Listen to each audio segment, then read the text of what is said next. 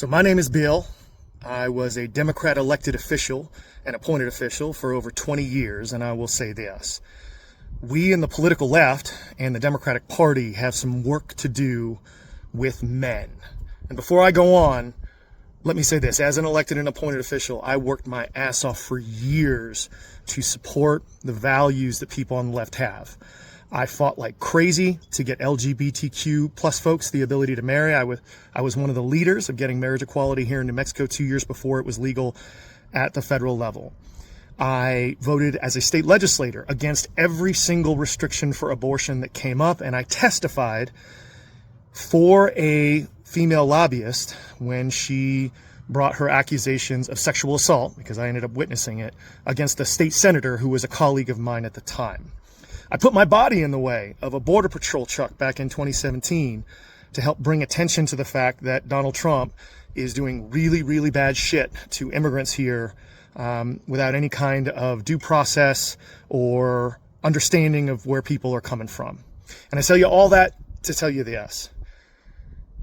Myself and a lot of guys that look like me don't feel like we belong with the Democratic Party anymore. I'll give you an example. The Democratic National Committee website in Washington, D.C. has a web page called Who We Serve. And it starts by saying Democrats are the party of inclusion, and then lists 16 different categories of people that are represented. I'm not on there. I speak to a lot of men, not MAGA people, folks from the center, folks from the left who try to think deeply about the society around them. And many of them feel like people on the left are saying to men, we don't want you around anymore. We want you to just withdraw. You keep telling us what we can't do instead of telling us what we can do. And that stuff is real. 47% of young men in America believe that feminism only exists to put them down in order to elevate women, and only 36% disagree with that statement. And you see the results in the elections.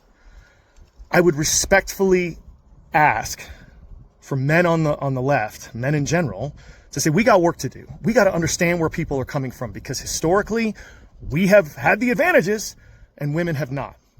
But on the other side, I would ask women and Democrats to say men are 12 times more likely to be in prison than women, 4 times more likely to kill ourselves, 3 times more likely to be addicted to hard drugs. We're not doing as well in school. We're not graduating from college. And a lot of young professional men are actually making less than women now.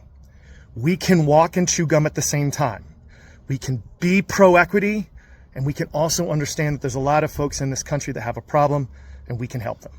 Thank you.